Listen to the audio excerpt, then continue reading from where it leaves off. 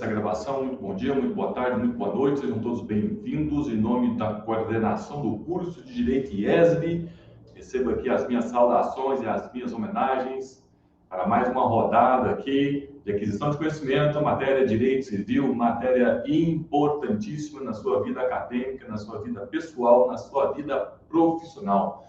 Quero aqui agradecer especialmente a presença em tempo real do André Luiz, do Breno Matheus, do Marcos Rezende, da Ruth Ellen, o senhor e a senhora que assiste essa gravação, sejam todos muito bem-vindos aí, tá? Espero que todos estejam bem, com saúde, cheio de energia para encarar os desafios da vida. Muito bem, Adalberto, boa tarde, seja bem-vindo. Senhoras e senhores, estamos falando de direito civil. Estamos falando de direito civil, uma matéria importantíssima aí para provas, para concursos, em especial a parte geral, que é o nosso tema que nós estamos trabalhando aqui no decorrer desses encontros. Estamos falando da parte geral de direito civil, livro 3, fato jurídico. Estamos aqui, então, numa cadeia de raciocínio, descrevendo aí o livro 3, o fato jurídico e as informações principais desta matéria, com destaque aí a escada pontiana de Ponce de Miranda. No início das nossas atividades, foi importante ressaltar a diferença entre fato natural e fato jurídico.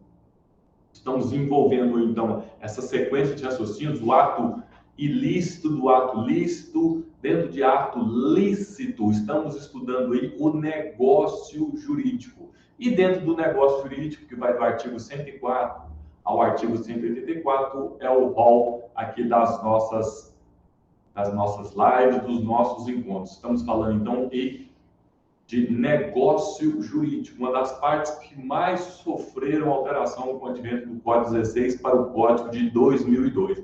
Estamos aqui falando da escada pontiana de Pontes de Miranda, a escada pontiana de Pontes de Miranda e os seus 3 planos para a completude do negócio jurídico. Lembre-se, negócio jurídico é importantíssimo aqui para nós. Nós temos aqui, segundo os alemães, trazidos pelo Pontes de Miranda, 3 planos, né? Plano de existência, plano de validade e plano de eficácia. Estamos aqui encerrando praticamente o plano de validade, mas antes, pelas nossas pesquisas aqui, as provas, nos concursos, exame da OAB, por exemplo, tem uma pergunta, tem uma parte que está dentro do plano de existência que pode comprometer toda a escada pontiana de Pontes de Miranda. Eu cheguei a mencionar essa parte na aula passada, no início das nossas atividades. Falei assim, olha, tem esses artigos aqui que precisam ser trabalhados lá na frente. Mas eu vou aproveitar, vou trabalhar esses artigos aqui, nesta aula de hoje, que está dentro do plano de existência, para a gente poder continuar o plano de validade e adentrarmos o plano de eficácia. Senhoras e senhores, estamos falando, então, dentro de negócio jurídico, recapitulando, dentro de negócio jurídico, estamos falando da escada pontiana de Pontes de Miranda, com seus 3 planos, plano de existência, as 3 informações relevantes do plano de existência, plano de validade com 3 informações relevantes do plano de validade e o plano de eficácia também com 3 informações relevantes aí do plano de eficácia. Mas antes de adentrarmos no plano de eficácia, nós paramos no plano de validade, artigo 104 do Código Civil, é importante destacarmos aí alguns artigos que eu quero até que você marque no seu código, porque pode prejudicar todo o sistema da escada pontiana, porque o negócio pode ser até, inclusive, inexistente. Nós estamos falando nas regras de interpretação do negócio jurídico. Eu quero que você salte, por favor, uma linha no seu caderno.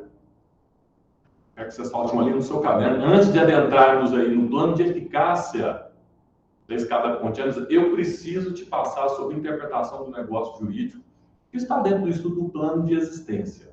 Então, salta uma linha no seu caderno e escreve assim, por gentileza. Interpretação do negócio jurídico. Interpretação do negócio jurídico. Professor, ele é importante por conta do que mesmo esse tópico, interpretação do negócio jurídico? Porque dependendo da situação que for interpretado o negócio jurídico, ele não vai nem existir.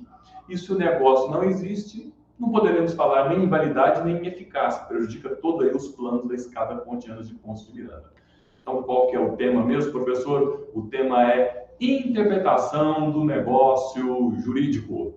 Temos aqui alguns artigos importantíssimos que eu quero que você dê destaque no seu caderno e os tópicos principais dessa matéria. Como é que são interpretados os negócios jurídicos? Como é que funciona aí esta questão de interpretação do negócio jurídico? Deixa eu compartilhar a tela com você. Momento. Salte uma linha no seu caderno. Interpretação do negócio jurídico. Muito bem, estão conseguindo ver o slide, senhoras e senhores? O áudio está bacana, o vídeo também?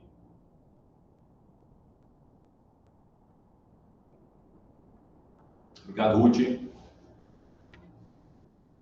Tá aberto, beleza, então vou tocando para frente aqui. Deixa eu aumentar só o meu volume aqui. Ô, professor, essa matéria que é importante, sim. Essa matéria cai no meu concurso? Cai. Essa matéria cai no exame da OAB? Cai bastante. Então vamos lá, interpretação do negócio jurídico dentro do sistema geral da escada pontiana de Ponce de Miranda. Estamos aí praticamente falando do plano de existência. Mas antes de falar do plano de existência, esgotando o tema do plano de existência, para subir para o plano de validade, para subir para o plano de eficácia, é importante falar de como é que é interpretado o negócio jurídico. Em regra, senhoras e senhores, em regra, o negócio jurídico ele vai ser interpretado de que forma? Buscando o quê? Buscando os aspectos finalísticos da vontade. Lembre-se, direito civil valoriza muito a vontade do indivíduo. O direito civil valoriza muito a vontade do indivíduo, valoriza a vontade, valoriza o patrimônio. Então, eu quero que você destaque a seguinte expressão. Só deixa eu ligar minha caneta aqui. Em regra, a lei leva em conta os aspectos finalísticos da vontade. O grifo vai nessa palavrinha aqui, ó, finalístico. Não? O que as partes quiseram? Qual que foi o propósito delas?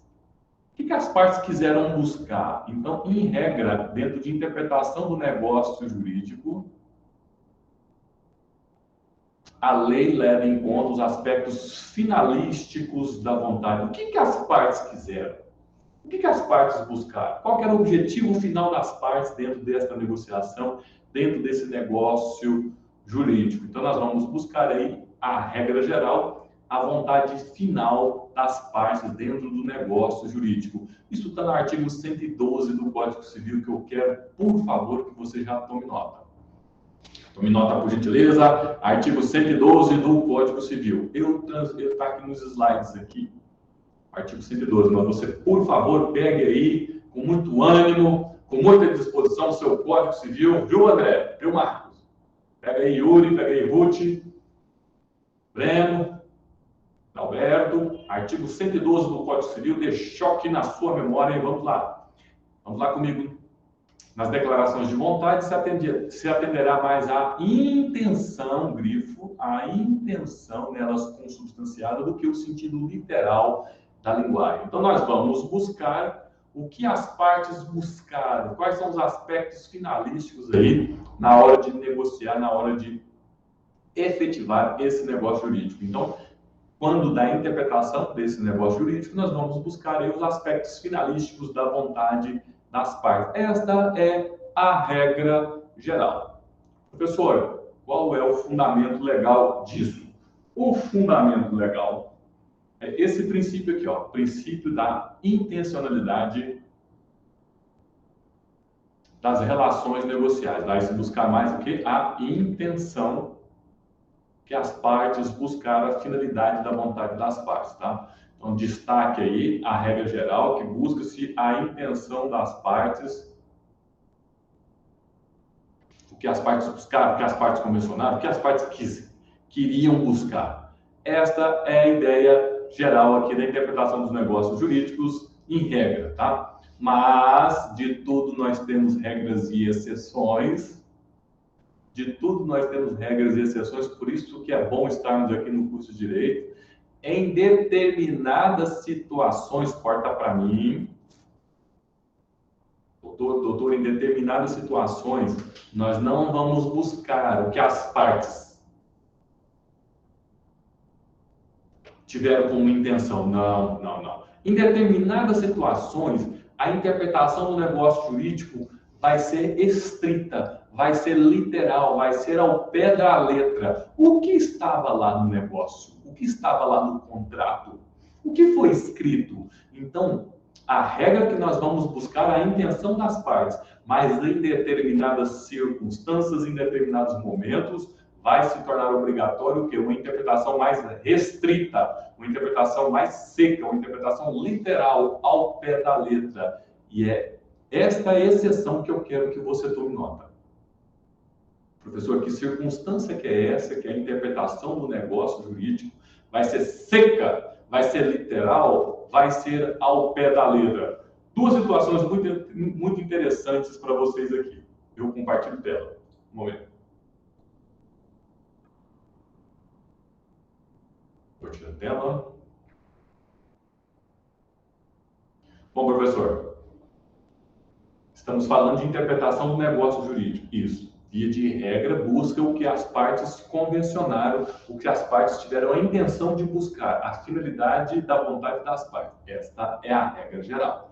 Em situações específicas, pontuais, vai fugir a essa regra e nós vamos buscar uma interpretação seca, uma interpretação estrita, uma interpretação literal, ao pé da letra. O que está escrito, o que foi convencionado, o que foi lançado no contrato? E seria esta que nós vamos buscar aqui? Seria esta que nós vamos buscar aqui, uma interpretação seca, uma interpretação estrita, uma interpretação literal. Quais são os casos, então, professor? Vem comigo aqui, senhor e senhora. Ó, quando nós envolvermos aqui questões, trabalhando, questões envolvendo o nosso tema, envolvendo negócios benéficos e renúncia. Senhoras e senhores, envolvendo negócios benéficos e renúncia, envolvendo negócios benéficos e renúncia, a interpretação não vai ser finalística, buscando a finalidade da vontade das partes. A interpretação vai ser seca,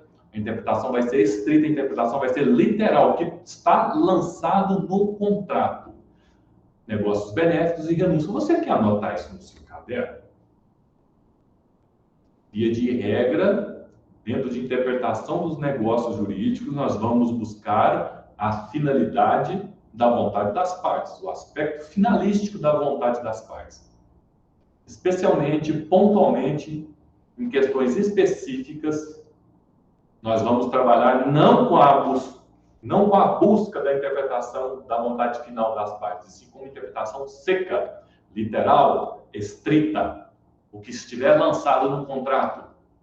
Quais são essas situações, professor, que nós vamos trabalhar com interpretação estrita? Estrita, ao pé da letra, né? Aquela seca, que é a interpretação literal. Negócios benéficos e renúncia.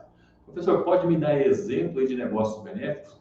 Pessoal, quando a gente fala em negócio benéfico, o que vem na nossa cabeça quando a gente fala em negócio benéfico? Qual que é o melhor exemplo quando a gente se trata aqui de negócio benéfico?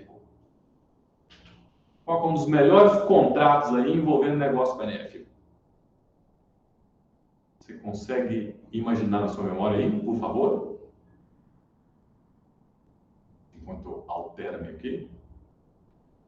Lembre-se, negócios benéficos são aqueles que apenas uma das partes obtém vantagem, né?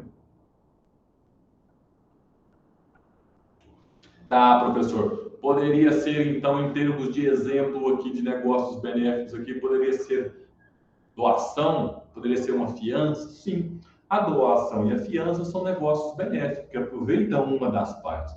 Claro, a doação pura, né? Porque nós temos a doação pura e nós temos outra espécie de doação que nós vamos estudar logo à frente. Uma doação com um presente de grego. É uma doação com encargo, é uma doação pura. Ou seja, não tem nada amarrado aqui, não tem nenhuma condição atrelada aqui nessa doação. Estamos falando de doação pura. Doação pura é exemplo. Fiança também é exemplo de negócio benéfico. Então, quando a gente fala em doação, corta para mim aqui, doação é um negócio jurídico benéfico. Então, quando nós tratarmos do tema da doação, esta vai ser interpretada de forma o quê? não de forma a buscar os aspectos finalísticos da vontade das partes. Não, como é um negócio benéfico, a doação vai ser uma interpretação literal, seca, ao pé da letra, porque nós estamos tratando de negócios benéficos. Professor, poderia me dar um exemplo? Então, para mim, posso dar um exemplo. Exemplo aqui, no caso de doação. Vou dar um exemplo aqui de negócio benéfico, doação. O melhor exemplo é a doação. Então, Maria põe lá, se você coloca no seu testamento, não, vou colocar doação, intervivo aqui. Se você coloca lá no contrato de doação, dou a minha fazenda para Maria. Você põe um contrato de doação, dou a minha fazenda para Maria. Ponto. Se o doador não estabelece nada mais do que isso, colocou um ponto aí, dou a minha fazenda para Maria, como é que nós vamos interpretar esse negócio jurídico aí? Por ser um negócio jurídico benéfico, senhoras e senhores, nós vamos interpretar de forma o quê? Literal, de forma estrita, de forma seca. Ou seja, a doação vai envolver somente a fazenda. Nua.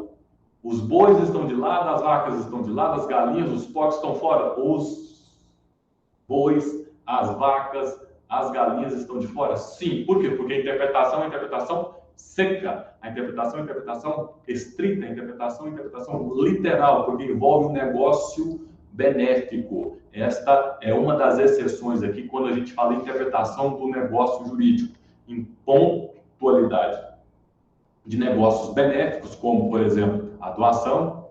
A interpretação vai ser seca, a interpretação vai ser estrita, a interpretação vai ser literal. O mesmo acontece com a renúncia também.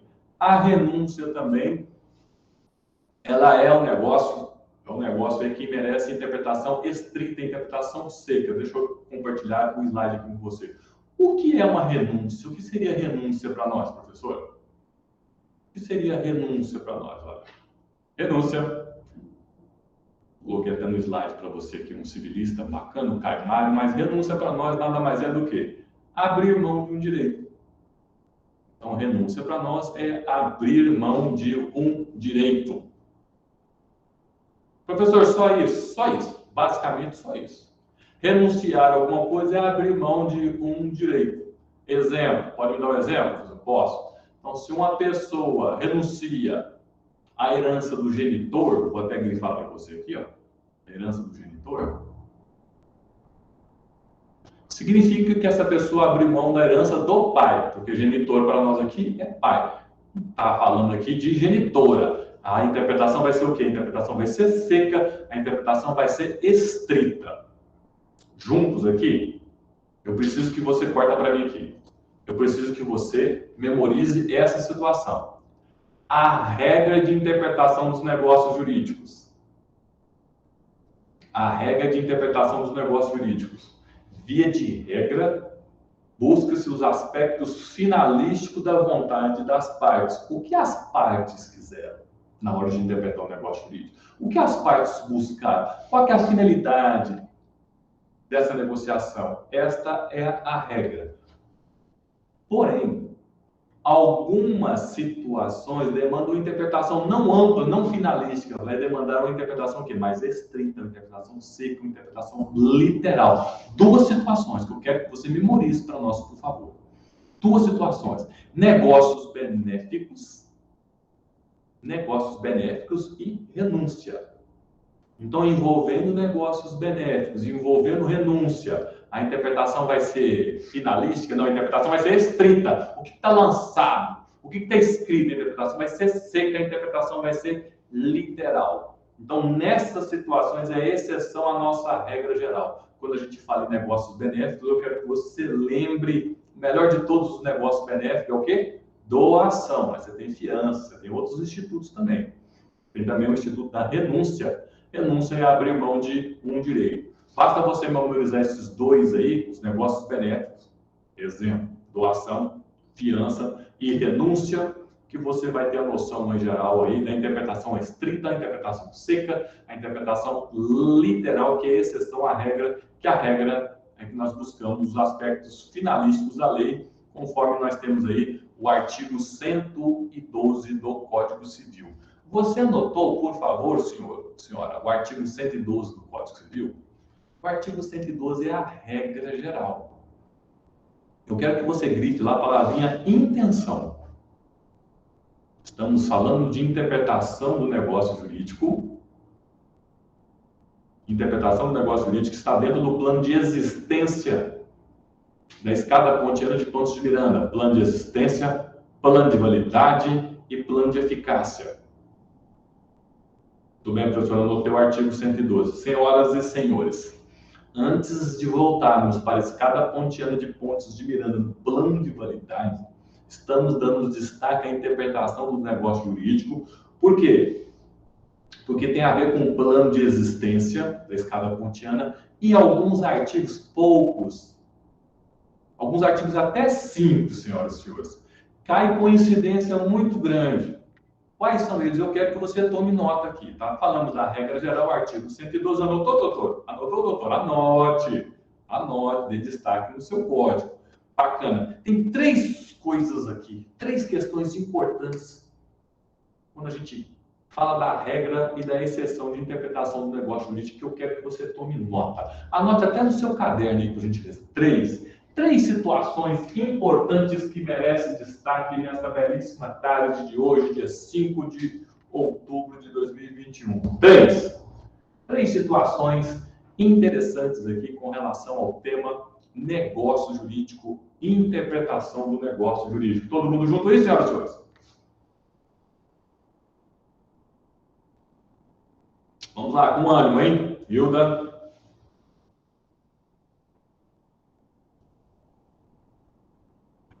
Senhor Dalberto, me dê licença, por favor, deixa eu só bater essa foto para passar para a coordenação. Nosso colo está maior hoje, quero agradecer a presença de todos. É muito bom ter um coro elevado desse, um coro maior, porque lembre, senhoras e senhores, é importante a sua participação aqui, senhor, é importantíssimo a sua participação aqui, senhora, porque se o aluno acadêmico não participa, daqui a pouco esses eventos têm uma tendência de quê? De dar uma minguada. Agora, ao contrário, se vocês participam, estão aqui, detalhe, faz parte do seu crescimento pessoal e profissional. Direito civil é muito bacana, não só direito civil, como todas as matérias que nós lançamos aqui nas lives. Eu falo isso em nome da coordenação do curso de Direito. Vale a pena para você? Vale a pena para você, porque, afinal de contas, o que vale a pena ser feito, vale a pena ser bem feito. Então, muito obrigado pela presença de todos aqui. 3 situações. Professor, quais são essas situações? Vamos lá, Yuri. Quais são essas situações, Alberto? Ruth? 3 situações. Quero que você salve na sua memória 3 informações. O silêncio. Na hora de negociar, de celebrar um negócio jurídico, como é que fica a questão do silêncio? A primeira questão que eu quero colocar aqui. A questão do silêncio. Quem cala, consente. Você já ouviu falar nessa frase? Quem cala, consente? Será mesmo? Quem cala, consente? Estava dando eu uma aula, senhor, de contratos em espécie. Contratos em espécie, vocês sabem que está na parte especial do Código Civil, dentro do direito das obrigações. Perceba, nós já estávamos lá na frente. Eu fiz uma pergunta sobre questão de silêncio, quem cala, consente. E a maioria dos acadêmicos não é quem cala consente mesmo. Pessoal, eu parei a aula na hora. Como é que é? Isso quem fala quem cala consente é o Datena, esses doutrinadores aí dos jornais televisivos, né? Pessoal, será mesmo quem cala consente? Então, o silêncio para nós aqui em termos de negócio jurídico, o silêncio seria como uma condição de validade do negócio jurídico? Como é que vai funcionar a questão do silêncio? Lembra de boa-fé? O que seria boa-fé? Então, nós temos 3 informações importantes a serem lançadas aqui. 3 informações. A primeira informação aqui é falar sobre o silêncio. E eu quero que você reflita na seguinte pergunta. Quem cala, consente. Será mesmo que quem cala, consente? Quem cala, celebra negócio jurídico? Então, perguntas a serem lançadas. Seria 100% afirmativa essa afirmativa verdadeira em todos os casos? Quem cala consente? Então, para mim, por favor. Dá uma refletida, não precisa responder. Então, quem cala consente. Calar é o mesmo que consentir? Como é que fica isso, pessoal? O que você acha? Quando eu tomo minha água, para você refletir. Pessoal, anote. Anote. A regra geral, Alberto. Quem cala, nada diz. Quem cala, nada diz. Esta é a regra geral. Sem medo de ser feliz, tá? Para direito civil, quem cala, nada diz. Calar nada mais é do que omitir a verdade. Calar nada mais é do que omitir a verdade. E se o negócio jurídico é sempre um ato de vontade, uma vontade livre, e uma vontade livre, pessoal, quem cala não celebra negócio jurídico algum. Essa é a regra para nós aqui. Então, o ato de se calar implica no quê? Implica na negativa de celebrar negócio jurídico. Lembre-se, negócio jurídico aqui, negócio jurídico que valoriza a vontade. E a vontade tem que ser manifestada, né? Tem que ser declarada de forma livre. Essa é a base de um negócio jurídico. Então, se a pessoa não fala nada, tem como falar, tem como nós falarmos aí que ela está consentindo com o negócio jurídico? Então, para nós aqui, senhoras e senhores, calar é omitir a verdade. Quem cala, nada diz. Tá? Somente em casos excepcionais, que eu imagino que o Adalberto está falando na palavra dele depende, somente em casos excepcionais é que o silêncio vai ser interpretado como aceitação. Esta não é a regra. Então, é importantíssimo o destaque dessa informação aqui para nós, turma. Via de regra, quem cala não celebra negócio jurídico algum. Calar é omitir a verdade. Tá? Às vezes, em determinadas situações aí, que o silêncio vai valer, é que o silêncio vai valer. Você quer um exemplo disso aqui, que eu estou falando? Vou te dar um exemplo do que eu estou falando aqui. Tá? Imagina um cidadão, está numa festa.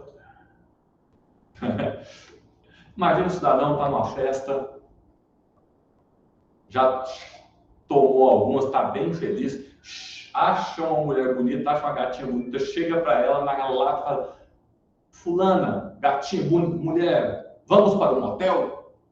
E a mulher fica caladinha, não fala nada. Você acha que ela interpreta, você acha em termos de interpretação do negócio jurídico, ela aceitou?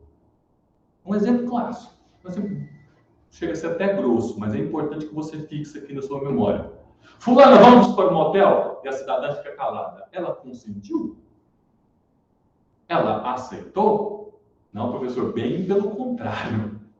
Bem pelo contrário. Ela não falou nada porque ela ficou chocada. É verdade. Então, para nós, senhoras e senhores, quem cala, pessoal, nada diz. Importantíssimo para você salvar na sua memória aí a questão do silêncio.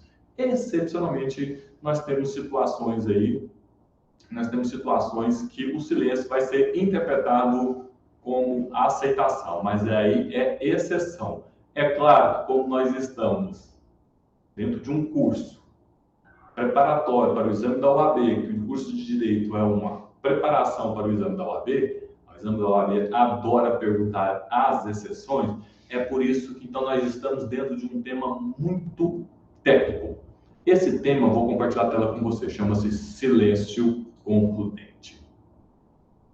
Então, via de regra, calar é omitir a verdade. Quem cala não celebra negócio jurídico algum.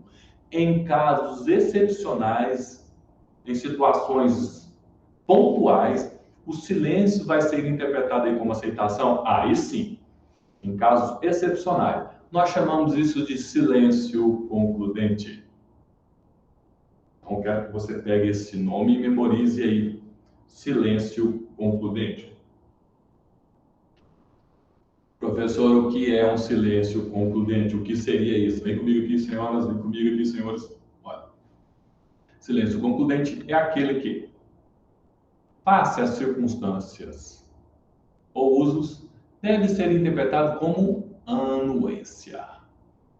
Então, em determinadas situações aqui, o silêncio vai ser interpretado como aceitação? Sim, mas percebam, senhoras e senhores, isso aqui é uma exceção, não é a regra geral. Então, como exceção, quero que você salve na sua memória a primeira informação relevante da aula de hoje: silêncio concludente. Professor, pode me dar um exemplo aí de silêncio concludente? Posso te dar um exemplo. O professor Mário Godoy, que foi meu professor lá em São Paulo, capital, então, para mim, é bom para rir um pouco isso aqui. O professor Mário Godoy, que foi meu professor lá em São Paulo, capital, ele fala o seguinte: certa vez, ele brigou com a namorada, estava com a cabeça muito quente, ele brigou, ficou aquela confusão, né? Teve até dedo na cara, até música do Henrique Juliano que fala sobre isso. Bem, a briga foi feia, né? Teve dedo na cara, quem é baladeiro sabe dessa música que eu estou falando. E ele resolveu rescindir o contrato, ele resolveu pôr um ponto final no relacionamento dele. O problema é que quando a cachaça deu uma melhorada, quando o álcool baixou, ele voltou às faculdades normais e falou: poxa vida, o que eu fiz? Eu gosto da mulher, e o que ela fez também não foi tão sério assim, que eu cheguei a romper o namoro, coisa assim. Ixi, como é que eu faço agora? Pois então, tomar cuidado com o que fala. O que ele pensou? Vou fazer o seguinte: eu vou dar um jeito de reatar, vou dar um jeito de consertar. Quem quer, corre atrás. O que ele fez? Ele correu numa relojoaria da vida. Ele correu numa relojoaria da vida. Numa Vivara, vai. Uma loja, uma joalheria, e comprou um anel. Olha aqui na tela, por gentileza. Comprou um anel na Vivara, por exemplo. Comprou um anel na Vivara. E mandou para a namorada. De presente para a namorada. E junto com uma carta. Nesta carta ele falava o seguinte: olha, querida, eu me arrependi, a briga foi feia, teve dedo na cara, mas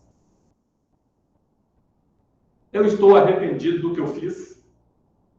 Eu estou arrependido do que eu fiz. Como forma de reconciliar, estou lhe dando este presente, estou lhe dando esse presente e dando um prazo de 5 dias aí para a gente se reconciliar. Então, ao receber essa carta aí, você tem 5 dias aí para ver se aceita ou não voltar comigo. E mandou lá. Mandou para a namorada. Passou um dia sem resposta. Passou 2 dias sem resposta. Passou 3 dias sem resposta. No quarto dia ele já estava ansioso, deu 5 dias. Ela voltou? Não voltou. Mas ela aceitou voltar? Não. E o anel, ela aceitou? O que vocês acham?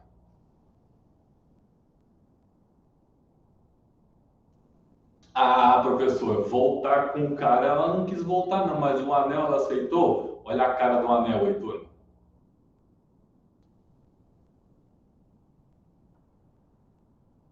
Olha a cara do anel. Você acha que ela aceitou? Voltar com o professor, ela não voltou não, senhoras e senhores. Mas aceitar o anel, ela aceitou? Sim, ela aceitou. Neste caso, senhoras e senhores, nós estamos diante aí de uma situação excepcional no Código. É o artigo 539 do Código Civil. Eu quero que você anote, por gentileza, o artigo 539 do Código Civil. Como é que nós podemos concluir, professor? Fica para mim, por favor. Como é que nós podemos concluir que a namorada do professor aceitou o anel? Por conta do 539 do Código Civil. Olha lá. O doador pode fixar prazo ao donatário para declarar se aceita ou não a liberalidade. Desde que o donatário, ciente do prazo, ó, vem comigo aqui, desde que o donatário, ciente do prazo, não faça dentro dele a declaração, entender-se-á que aceitou. se a doação não for sujeita a encargo, claro, né? Nós estamos trabalhando aqui com a doação pura. Então, ciente do prazo, não fez nada, entender-se-á que aceitou. Então, doador pode fixar prazo para o donatário? Pode. Se o donatário, nesse caso aqui, não falar nada, qual que é a interpretação que o código faz? A interpretação que o silêncio conclui que o donatário aceitou a doação que foi dada. Então, é por isso que esse artigo aqui é um artigo importante para a gente dar aso aqui ao dito silêncio concludente. Então, silêncio concludente é isso, senhor. Vai importar no quê, senhora? Na concludência, porque as circunstâncias autorizam essa situação. E o Aldaberto está certo, é o artigo 111 do Código Civil. Vem comigo aqui, tá? Silêncio concludente. Vai importar, então, comigo na tela, a concludência, porque as circunstâncias ou usos autorizam. Professor, onde está isso no Código? Está no artigo 111 do Código Civil. E eu quero, por favor, senhor, senhora, eu quero, por favor, que você dê destaque no artigo 111 do Código Civil. Olha lá. O silêncio importa anuência quando as circunstâncias ou usos o autorizarem e não for necessária a declaração de vontade expressa. Então, o silêncio concludente para nós está no artigo 111 do Código Civil, que eu quero, por favor, que você dê destaque para o tema. Artigo 111 do Código Civil, estamos falando aí, então, de silêncio concludente. 3 informações importantes aqui nesta noite de hoje, para falarmos sobre interpretação de negócio jurídico. 3 informações sobre interpretação do negócio jurídico. 3. Silêncio concludente. Como é que fica a boa-fé? Próximo tópico, boa-fé. O que seria boa-fé? É uma pessoa de boa-fé. Perceba que o Código Civil de 2012, ele é recheado com essa questão de boa-fé, principalmente quando você estuda contratos. Quando você estuda contrato, você tem lá a boa-fé que está dentro de tudo. Boa-fé é fundamental. Então, nós temos que trabalhar aqui boa-fé e tem um outro tópico que nós vamos trabalhar daqui a pouco. Quando a gente fala em boa-fé, senhoras e senhores, o que vem na nossa cabeça? Boa-fé. O que seria boa-fé? O que seria uma pessoa estar de boa-fé? Então, comigo no slide, por gentileza, estamos falando aqui de boa-fé. Entende por boa-fé um conceito ético, conduta, isso, aquilo.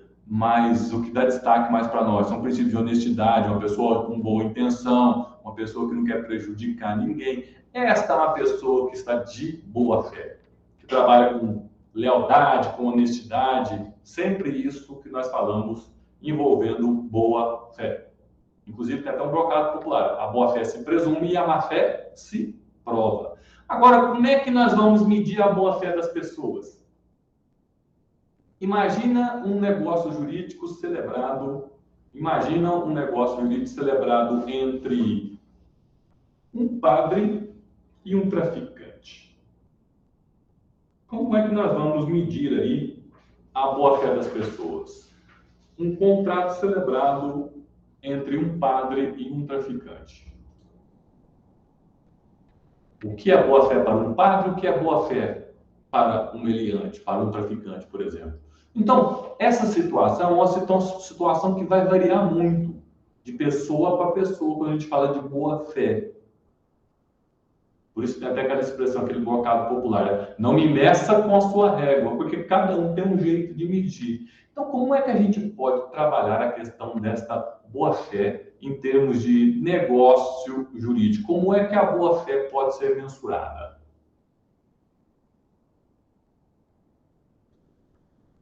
Pessoal, a boa-fé não pode ser tão elevada, a boa-fé não pode ser tão elevada a ponto de ser inalcançável e não pode ser nem tão baixa a ponto de ser banal, vil. De novo, boa-fé, que esse princípio de honestidade, de probidade, de retidão, de buscar o bem das pessoas, de não lesar ninguém. Então, essa boa-fé não pode ser tão elevada a ponto de ser inalcançável, mas também ela não pode ser tão baixa a ponto de ser banal, vil. Tem que buscar o que, senhoras e senhores? Um equilíbrio. E quando nós falamos em equilíbrio, Quando nós falamos em equilíbrio, nós estamos falando em boa-fé objetiva. Esta expressão você se lembra, né, doutor? Essa expressão você se lembra, doutora? A boa-fé objetiva. Como é que nós vamos mensurar a boa-fé? Não pode ser tão...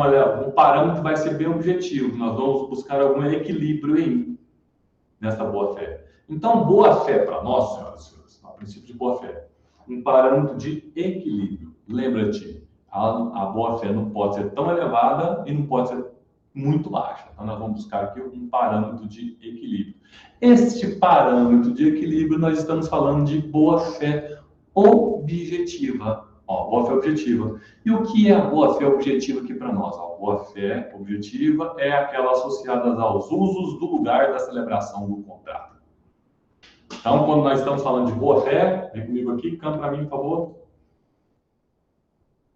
Essa boa-fé não pode ser tão alta a ponto de ser inalcançável, não pode ser tão baixa a ponto de ser banal, vil. Então, nós temos que buscar um ponto de equilíbrio, e daí, nesse equilíbrio, nós estamos falando em boa-fé objetiva, e a boa-fé objetiva vai estar associada aos usos do lugar da celebração do contrato.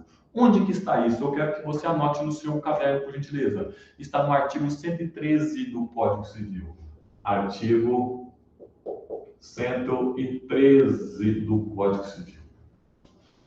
Anote, por gentileza. Perceba que nós estamos seguindo uma sequência, falando do artigo 111, igual o Adalberto colocou aí para nós. Estamos falando aqui no artigo 113 e vamos seguindo. Professor, você pode me dar um exemplo aí dessa boa-fé objetiva, desse ponto de equilíbrio que vai levar em conta aí os usos do lugar da celebração do contrato? Sim. Muito bem. Anotou o artigo 113, turma, por favor? Anote, por favor, o artigo 113. Deixa eu iluminar mais aqui um pouco. Isso, o artigo 113 do Código Civil. Vamos trabalhar na questão da boa-fé objetiva, que é um parâmetro de equilíbrio que nós vamos buscar. Está no artigo 113 do Código Civil e eu vou te dar um exemplo do que seria boa-fé objetiva, que vai ser associada aos usos do lugar da celebração do contrato. O mesmo professor Mário Godoy, eu nunca viajei para o exterior, pretendo viajar em breve, mas o professor Mário Godoy viajou para a Alemanha. Olha que legal, foi para a Alemanha. A Alemanha é muito rica em termos de direito penal e direito civil, principalmente agora na pós-modernidade com direito civil alemão. Então ele foi fazer um curso lá de alemão, se hospedou num hotel lá na Alemanha, em Berlim, se hospedou num hotel lá em Berlim e foi fazer o seu curso lá de 2 dias mais ou menos. Ele fez o check-in. Na hora de fazer o check-out, lá, a menina do caixa da recepção olhou para ele e perguntou: houve consumação? E ele: não houve consumação, não. Tá bom, deu tanto, passa o cartão. Ele olhou aquilo, naquela situação, achou interessante, passou o cartão, pagou, e na hora que ele foi sair, ele está acostumado com o Brasil, né? Na hora que ele foi sair, ficou encucado com aquilo, voltou para a caixa, a secretária lá, alemã, e perguntou: escuta, vocês não vão lá conferir o frigobar, não? Pessoal, nós estamos acostumados com o Brasil. Na Alemanha, não. Pessoal, a Alemanha, a palavra tem muita força. Minha mãe esteve na Alemanha 2 vezes, é impressionante o jeito que ela fala das coisas. Não tem catraca no metrô. Você está de brincadeira? Não estou falando sério. Não tem catraca no metrô. Mas as pessoas não pagam, as pessoas pagam, mas não precisam de catraca. Olha como é que as coisas, os negócios jurídicos celebrados na Alemanha. A palavra lá tem muita força. Então, quando o professor Mário Godoy chegou e falou isso para a menina, a moça olhou para ela: mas você não falou que não consumiu nada? Falei. Não, então se você falou a palavra que já basta. E olhou com a cara ruim, estava falando sério. Se fosse aqui no Brasil, senhora, você vai, passa um dia num hotel bacana, na hora de você fazer no outro dia o check-out, fechar a conta lá, qual que é a primeira coisa que eles falam para nós? Isso mesmo. Isso mesmo, Roberto. Leve em consideração os costumes, os usos do lugar da celebração do contrato.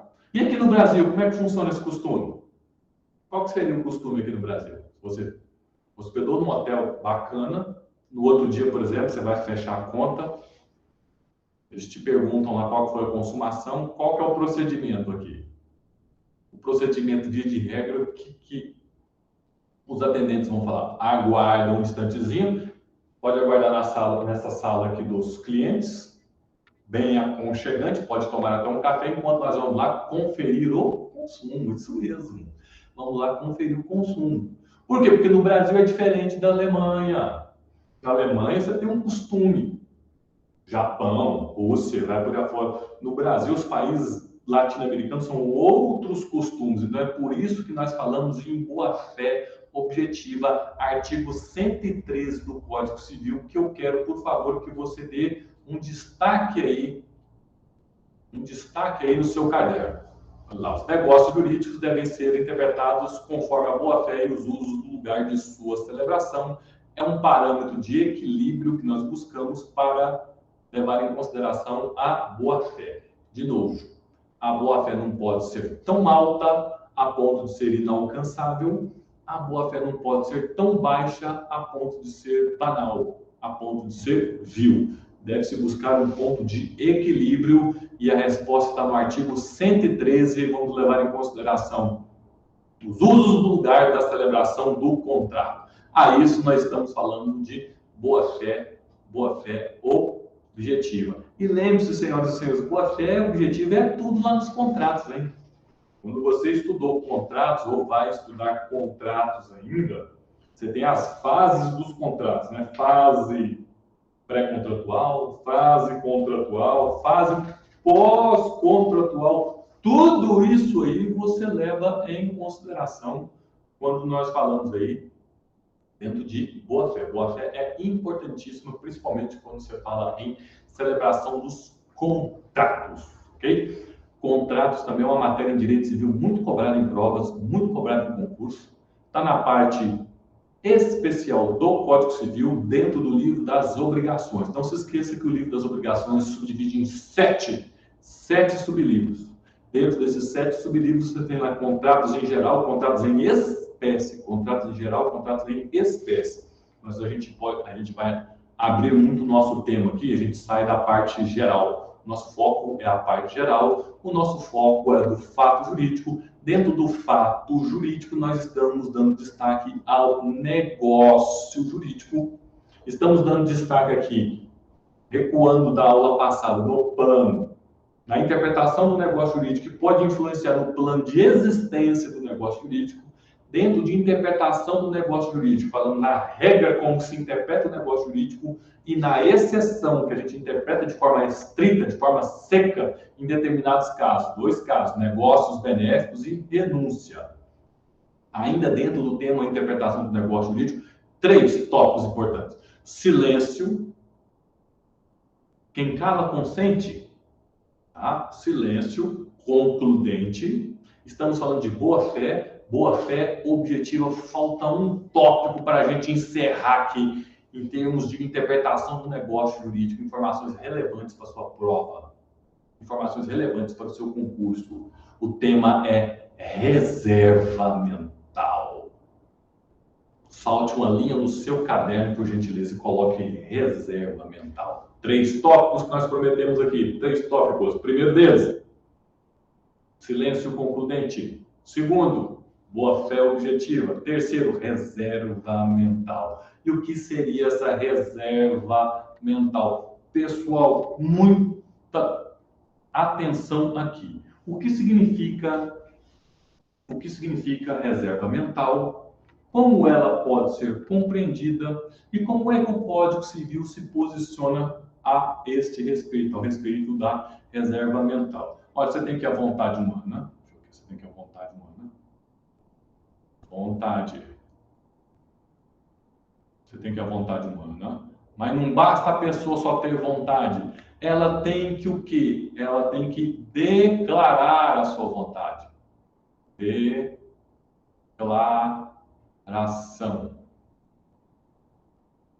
Então, não basta só uma pessoa ter vontade, para que tenha eficácia mesmo uma coisa, o negócio jurídico, ela tem que o quê? Ela tem que declarar esta vontade. Então, é importante você entender essa sistemática aqui, para você saber o que é reserva mental. Então, a pessoa, em toda declaração de vontade, ela passa por dois momentos. Toda declaração de vontade passa por dois momentos. O que ela pensa e o que ela declara. Tá? O que ela pensa e o que ela declara. O ideal é o quê? Que ela declare o que ela realmente está pensando. Então, digamos o seguinte.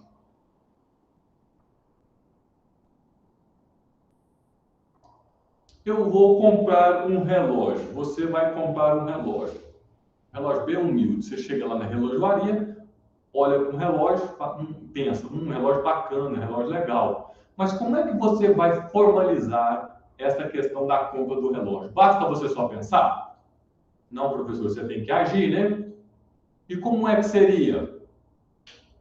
Não basta eu só ter vontade? Não, não basta eu só ter vontade, não. Eu tenho que o quê? Eu tenho que adentrar dentro da relojoaria, falar para o vendedor, olha, esse relógio aí, eu quero comprar esse relógio aí. Olha aqui para a foto, qual relógio?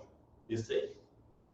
Que você vai comprar quando você for juiz federal, quando você for promotora de justiça delegada federal.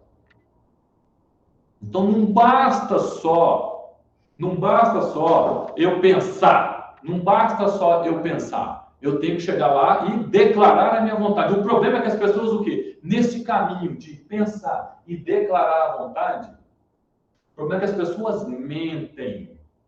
As pessoas pensam uma coisa e declaram outra. A pessoa pensa uma coisa e declara outra. Isto é a reserva mental. A reserva mental, senhoras e senhores, é criar uma falsa expectativa. Então eu quero que você memorize isso aqui, por favor. Reserva mental, criar uma falsa expectativa. Dentro do que a pessoa pensa e do que ela declara, ela mente, ela cria uma falsa expectativa. E neste cenário é o campo da reserva mental. Guarde, por gentileza, essa expressão, criar uma falsa expectativa. Então, o que é reserva mental, professor? Comigo no slide, por gentileza, senhoras e senhores. É toda declaração de vontade feita pelo agente sem que tenha intenção de cumprir. A pessoa declara uma coisa, mas no seu âmago, no seu íntimo, ela não tem intenção nenhuma de cumprir. Não tem intenção nenhuma de cumprir. Então, vamos a um caso hipotético aqui, que acontece bastante. Digamos que eu perco o meu cachorrinho. E eu prometo uma recompensa. Eu prometo uma recompensa, mas lá na minha cabeça eu penso uma coisa, mas no fundo, declaro outra. Eu prometo uma recompensa, mas lá na minha cabeça falo, não vou pagar coisíssima nenhuma. Isso aí nós estamos chamando de reserva mental. Cachorro está perdido, várias pessoas anunciam aí, ó, procura-se o cão. Olha esse aí. E promete valores exorbitantes, valores até interessantes, tudo isso aqui é verdade, viu? Olha lá, procura-se Bento, a recompensa, 20 mil reais. Então, digamos que o meu cachorro fica perdido e eu anuncio para todo mundo, se achar o meu cachorro, vai ganhar uma recompensa de 20 mil reais. Mas no meu âmago, no meu íntimo, eu falo, não vou pagar coisíssima nenhuma, eu faço reserva mental dessa parte. A pergunta que se faz é, senhoras e senhores, e se alguém achar o cachorro? Essa pessoa terá direito à recompensa? Olha que legal, reserva mental é fazer uma falsa expectativa. Se nós estamos falando de vontade, declaração de vontade, se eu faço reserva mental, declaro para todo mundo que quem achar meu cachorro, vou pagar uma recompensa de 5 mil, 10 mil, 20 mil reais, mas na minha mentalidade eu falo, vou pagar coisíssima nenhuma, aí eu te pergunto, se alguém achar o cachorro, essa pessoa terá direito à recompensa? Para refletir. É pena que o nosso tempo aqui é curto, né? Não dá para fazer muito mistério. Ah, professor, mas a palavra vincula, não vincula? Pois então, exatamente. O que vale para nós, turmas, é a manifestação da vontade. O que vale para nós é a manifestação da vontade. Até no slide aqui para nós aqui, ó. Então, o que vale é o que se projeta para o mundo. Então, se eu prometi para a pessoa, se eu vinculei lá, que eu vou pagar uma recompensa, a pessoa achou o cachorro e está declarado que eu vou pagar a recompensa, ainda que eu tenha feito reserva mental, o que vai prevalecer? Aquilo que se projeta para o mundo. Olha, então, prevalece sim, eu vou ter que pagar a recompensa sim, ainda que eu, o autor, tenha feito reserva mental sim. Estamos falando aí do artigo 110, porque a manifestação de vontade subsiste ainda que o autor tenha feito reserva mental.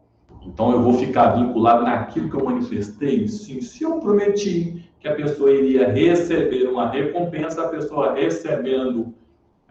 encontrando o cachorro, pode chegar a me entregar o cachorro e exigir para trás o que foi prometido? Sim, ainda que eu tenha feito reserva mental. Ainda que eu tenha pensado aqui, eu não vou pagar coisíssima nenhuma, mas o que eu falei me vincula? O que eu falei me vincula à manifestação da minha vontade subsiste. A manifestação da minha vontade subsiste. É o artigo 110 do Código Civil, ainda que o autor, ainda que o agente tenha feito reserva mental. O artigo 110 do Código Civil, ele divide em duas partes. Eu piquei aqui para você em duas. Tá? Ó, vem comigo aqui. A manifestação de vontade subsiste, ainda que o seu autor haja feito reserva mental de não querer o que manifestou. Ainda que eu tenha pensado que não vou pagar nada, eu vou ter que cumprir com o que foi vinculado na propaganda de cumprir com a recompensa? Sim. Este aqui é a primeira parte do artigo 110. Mas vem cá, vou continuar com a historinha. Digamos o seguinte, no dia seguinte, um vizinho meu, vem comigo aqui, no dia seguinte, um vizinho meu olha para mim e fala, mas Igor, você vai pagar 20 mil reais mesmo para quem encontrar seu cachorro? É sério isso? Mas você é muquirana, você é mineiro. Rapaz, você me conhece, eu não vou pagar R$1. Você me conhece, rapaz, não vou pagar nem R$1. Cara, o meu objetivo aqui é a pessoa trazer o cachorro para mim, ela trouxe o cachorro para mim, que eu não pago R$1. E se no dia seguinte, senhoras e senhores, desta fala, o vizinho encontra o meu cachorro e me entrega, a pergunta é, terá direito o vizinho à recompensa? Então, no dia seguinte, o vizinho encontra o cachorro perdido. Mesma história. Terá o vizinho direito à recompensa? Olha que pergunta boa. Olha que pergunta bacana. A pergunta que se faz é a seguinte: o meu vizinho tinha noção da minha reserva mental? Tinha ou não noção da minha reserva mental? Não, professor, ele tinha noção da minha reserva mental. Então, senhoras e senhores, nós estamos dentro do artigo 110 do Código Civil, segunda parte. Olha lá, ó. A manifestação de vontade subsiste, ainda que seu autor haja feito a reserva mental de não querer o que manifestou, salvo se dela o destinatário tinha conhecimento. O meu vizinho tinha conhecimento da minha reserva mental, senhoras e senhores? Tinha ou não tinha? Tinha, professor. O vizinho, no exemplo hipotético aqui, tinha conhecimento da reserva mental. O vizinho vai ter direito à recompensa, senhoras e senhores? O vizinho vai ter direito à recompensa? O que o senhor acha? O que a senhora acha? Pessoal, o vizinho, neste caso, como ele sabia da minha reserva mental, cama para mim, por favor. O vizinho, neste caso, como ele sabia da minha reserva mental, o vizinho não vai ter direito à recompensa. Qualquer um, com exceção do meu vizinho que achar o cachorro, eu vou ter que pagar a recompensa? Vou ter que pagar a recompensa, que é a primeira parte do artigo 110. Porque eu me vinculo com a manifestação da minha vontade. A manifestação da minha vontade subsiste ainda que o autor, ainda que o agente tenha feito reserva mental. Salvo se a outra pessoa soubesse. Salvo se dela o destinatário tinha conhecimento. Neste caso aqui, Ruth, está certíssima, se o vizinho encontrou meu cachorro, ele sabia da minha reserva mental, então para ele eu não vou pagar recompensa, para ele eu não vou pagar recompensa. Em resumo, então, em termos de reserva mental, senhoras e senhores, em termos de reserva mental, porque o nosso tempo aqui está curto, ó. Em regra, tema reserva mental. Em regra, a manifestação de vontade subsiste. O que vale é a manifestação de vontade. Prometi que ia pagar 20 mil reais para que achasse o meu cachorro. Ainda que eu tenha pensado, vou pagar coisíssima nenhuma. Achar o meu cachorro, eu vou ter que pagar a recompensa? Sim, porque a manifestação de vontade subsiste. Esta é a regra. Exceção. Exceção. Excepcionalmente, vou até grifar aqui, ó, excepcionalmente, porém, se ficar provado que a pessoa outra tinha conhecimento da reserva mental do vizinho para ela, a manifestação não prevalecerá, o negócio não vai existir. Senhoras e senhores, estamos falando, vem comigo aqui, estamos falando aqui de interpretação do negócio jurídico. Falamos de 3 pontos importantes que eu quero que você memorize e guarde no seu caderno todos os artigos que nós falamos aqui, que nós destacamos. Nós destacamos silêncio concludente, nós destacamos boa-fé objetiva e nós destacamos reserva mental. Silêncio concludente, boa-fé objetiva, reserva mental. Senhoras e senhores, este tema cai. Sim, este tema cai muito, tá? Então eu aqui agradeço a presença de todos vocês, 19 horas e 3 minutos, muito obrigado pela participação de todos. Tenho certeza que essas informações aí serão relevantes para o seu concurso, para o seu exame da OAB. E no mais, agradeço e até a nossa próxima oportunidade, onde nós vamos voltar dando continuidade aí no plano de eficácia dentro da escada pontiana de Pontes de Miranda. Muito obrigado a todos vocês, boa noite. Bom descanso, você que ainda tem aula, bons estudos, até a próxima oportunidade. Muito obrigado.